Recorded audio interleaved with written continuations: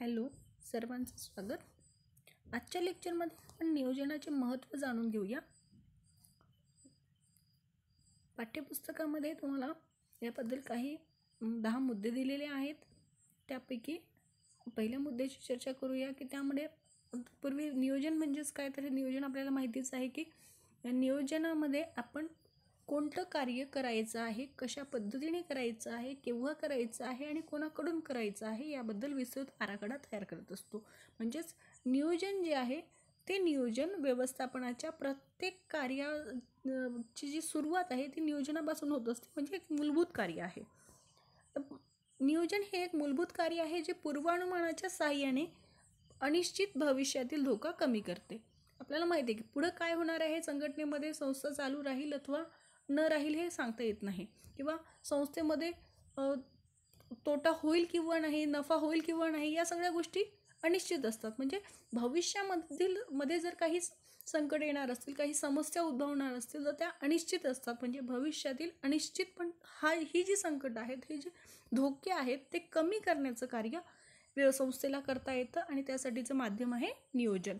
नियोजनामध्ये आपण पूर्वानुमान बांधतो. म्हणजेच काय करतो, पूर्वीच अंदाज घेत असतो की आपल्याला कोणकोणत्या समस्या येऊ शकतात आणि मग त्या पूर्वानुमानाच्या सहाय्याने आपण भविष्यामधील जो धोका आहे तो कमी करू शकतो. आणि त्यासाठी आपण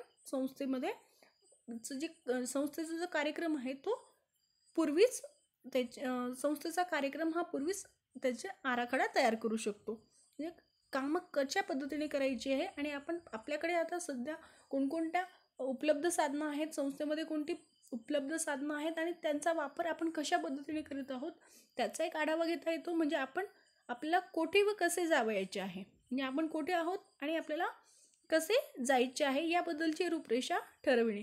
म्हणजेच आपण आपल्याकडची जी सद्य परिस्थिती आहे ती परिस्थिती ओळखणे आणि त्यामधूनही भविष्यामध्ये आपल्याला काय काय करावयाचं आहे, ते कशा पद्धतीने करावयाचं आहे यासाठी विशिष्ट अशी योजना आखणे म्हणजेच नियोजन. आता पाठ्यपुस्तकामध्ये तुम्हाला पहिला मुद्दा दिला आहे की नियोजन का बरं महत्त्वाचं आहे. त्यामध्ये आहे स्पष्ट उद्दिष्टे निर्धारित करण्यास मदत करते. कारण नियोजनामध्ये आपण दोन गोष्टी करत असतो की एक तर योग्य निर्णय घेतो आणि त्यामध्ये योग्य निर्णय कशाबद्दल, तर ध्येय व उद्दिष्ट तयार करणे म्हणजे ती ठरविणे.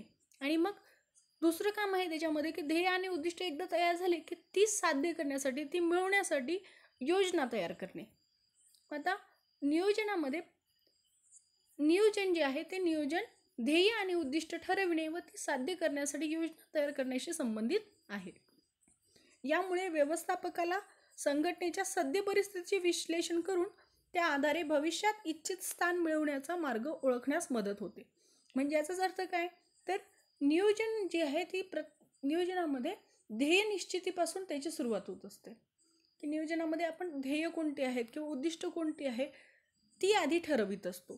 मग त्यानंतर त्या ध्येयांचे स्वरूप स्पष्ट करत असतो आणि त्यानंतर खरं तर ध्येय ही अधिक स्पष्ट आणि निश्चित त्याच्यामुळे नियोजनामुळे बनते.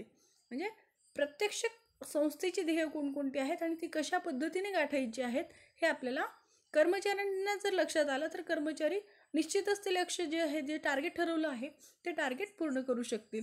म्हणजे पण त्याचा आधार काय असतो, तर नियोजन हा आधार असतो की नियोजनामुळे संस्थेची उद्दिष्टे जी आहेत ती निर्धारित करण्यास मदत होते आणि ती निर्धारित उद्दिष्टे साध्य करण्यासाठी प्रत्यक्ष परिस्थिती कशी आहे त्या परिस्थिती संबंधीचं विश्लेषण व्यवस्थापकाला करता येतं आणि त्या आधारे मग तो भविष्यामध्ये त्याला जो काही काम करायचं आहे त्या संबंधित एक काम कशा पद्धतीने करायचं आहे याचा मार्ग व्यवस्थापकाला नियोजनामुळे ठरविता येतो. याच्यामध्ये दुसरा मुद्दा दिला आहे तुम्हाला की दिशा दर्शविणे.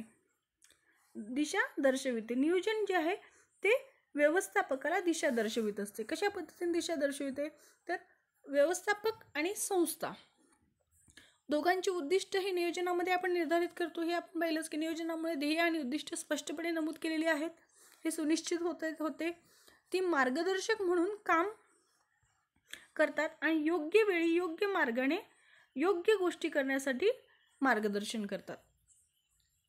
त्यामुळे कामगारांना संघटनेला नक्की काय साध्य करायचे आहे त्यासाठी त्यांनी काय करायला पाहिजे हे समजण्यास मदत होते.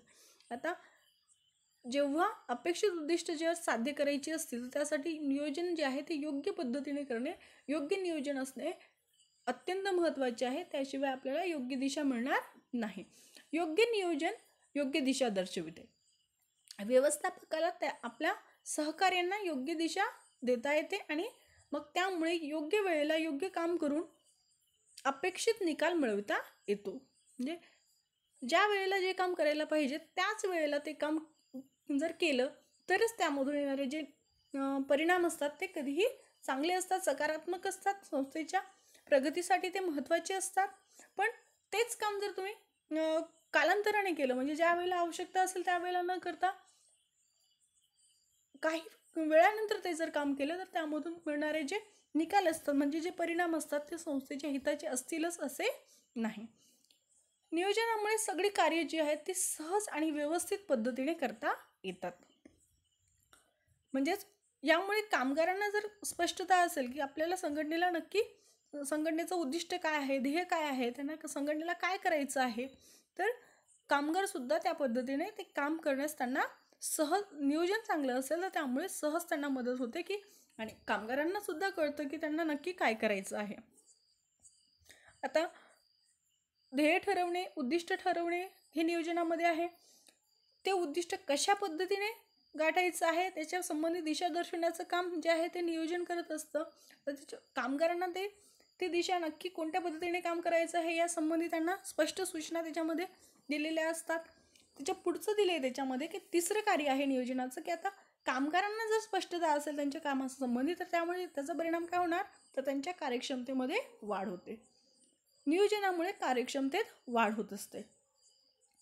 नियोजनामुळे व्यवस्थापकांना उद्दिष्ट स्थापित करणे आणि वाटचालीचा मार्ग ठरविण्यास मदत होते, ज्यामुळे कर्मचाऱ्यांची भविष्यातील कामगिरी सुधारण्यास मदत होते. हे संघटनेसाठी फायदेशीर ठरते. नियोजनामुळे कर्मचारी योग्य वेळी दिलेल्या मार्गदर्शक सूचनांनुसार काम करू शकतात. कामगिरीत झालेल्या सुधारणेमुळे संघटना जास्त नफा कमावते.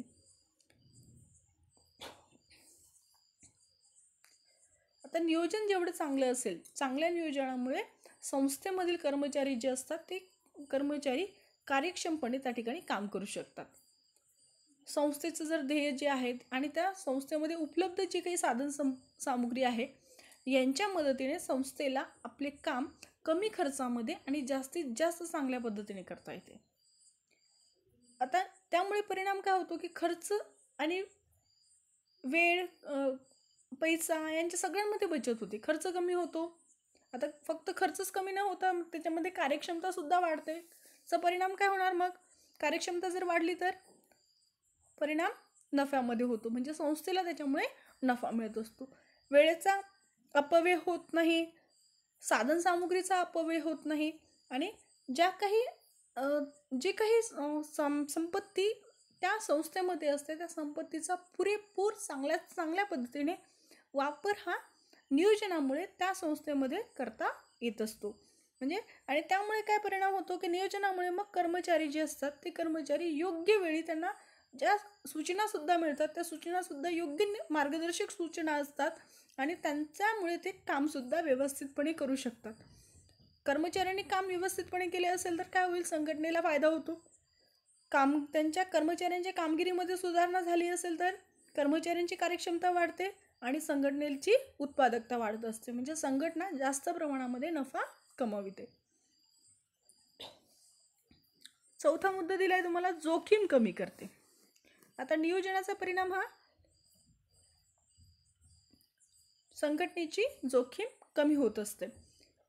नियोजन हे पूर्वानुमान तंत्रावर आधारित आहे, म्हणजे प्रत्यक्ष काम केलेलं नसतं. प्रत्यक्ष काम करण्याच्या आधी आपण नियोजन करत असतो आणि त्यामुळे त्याचे भविष्यामध्ये काय काम करायचं आहे आणि ते कशा पद्धतीने करायचं आहे हे आपण नियोजनामध्ये ठरवत असतो.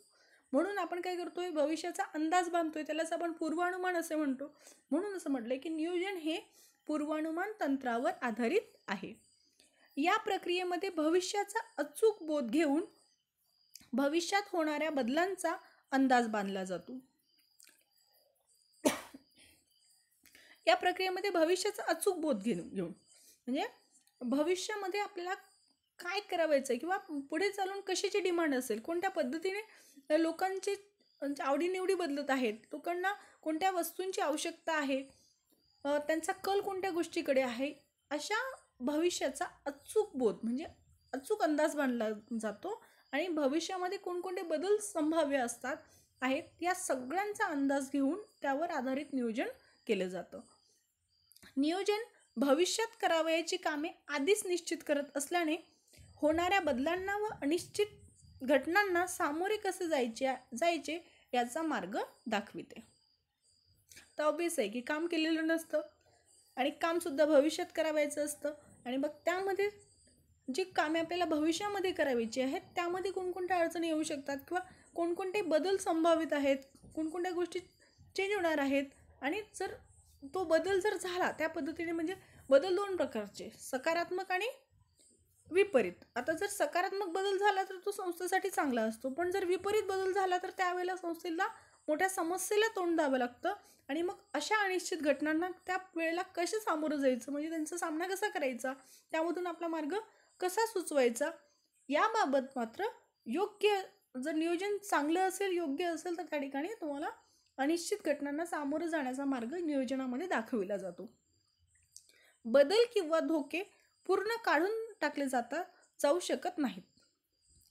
आता बदल किंवा धोका नसतोच असं होऊ शकत नाही, कारण भविष्यामध्ये काय बदल होतील किंवा आपला अपेक्षित परिणाम असतो, अपेक्षितपणे आपण अंदाज बांधतो की अशा अशा पद्धतीने बदल होऊ शकतात, पण जर ते होतीलच याची कोणतीही गॅरंटी नसते आणि मग त्यामुळे आपण धोके राहणारच नाही असं सांगू शकत नाही की भविष्यामध्ये बदल होणारच नाही किंवा धोके हे पूर्णपणे आपण काढू शकत नाही.